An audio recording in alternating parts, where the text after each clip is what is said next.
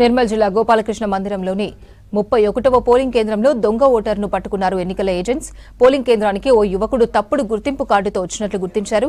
Vote వేసే టైంలో యువకుడిని పట్టుకున్నారు. యువకుడిని ప్రశ్నించగా సమాధానాలు చెప్పకపోవడంతో పోలీసులకు అప్పగించారు ఎన్నికల సిబ్బంది.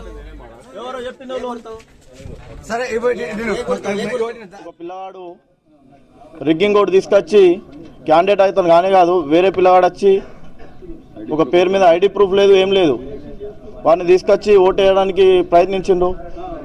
ఏదైతే ఓటు వేసిండో ఆ పిల్లగాడి మీద మరియు ఎవరైతే పంపించిండో కంటెస్టెడ్ క్యాండిడేట్ పైన కూడా కేసు చేసి వారికి తగు చర్యలు తీసుకోవాలని కోరుతున్నాం. ఓటు వేయకన్నా ముందే పట్టుకున్నాడు, వేసే క్రమంలో పట్టుకున్నాడు అన్న.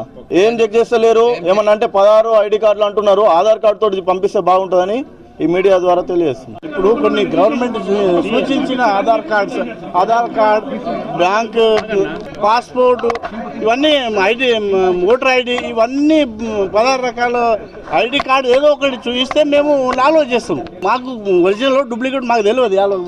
ఏజెంట్ మాకేం తెలుసు, డూప్లికేట్ కదా, వాటి మీ ఏజెంటే పట్టింది కదా. మీ ఏజెంట్స్ పడితేనే మాకు డూప్లికేట్ తెలుస్తుంది కదా. అవును డూప్లికేట్ అని ఇప్పుడు పంపేసింది కదా, పోలీసులు తీసుకెళ్ళి కదా. ఏం చర్యలు ఇక వాళ్ళు శాఖాపరమైన వాళ్ళు తీసుకుంటారు, ఏం లేదు, మేమేం చేయలేము. వరంగల్ జిల్లా నర్సంపేటలో బీఆర్ఎస్ కార్యకర్తలు డబ్బులు పంచుతుండగా పట్టుకున్నారు పోలీసులు. డబ్బులు పంపిణీ చేసిన వ్యక్తులను అరెస్ట్ చేసి 11,600 రూపాయలను సీజ్ చేశారు. మరోవైపు వర్ధన్నపేట ఎన్ఎస్ తాండాకు చెందిన 7, 9వ పోలింగ్ కేంద్రాల దగ్గర దొంగ ఓటు వేస్తున్న వ్యక్తిని గుర్తించారు స్థానికులు. పోలీసులకు సమాచారం ఇవ్వడంతో అతన్ని అదుపులోకి తీసుకున్నారు.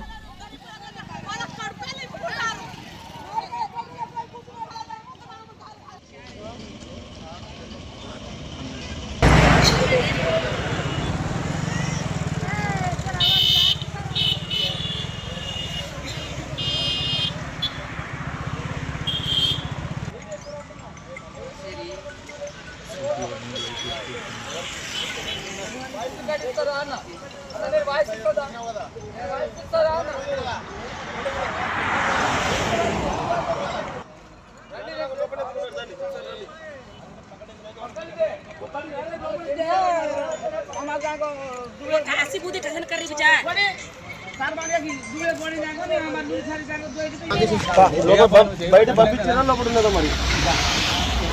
ఇప్పుడు టోటల్ నా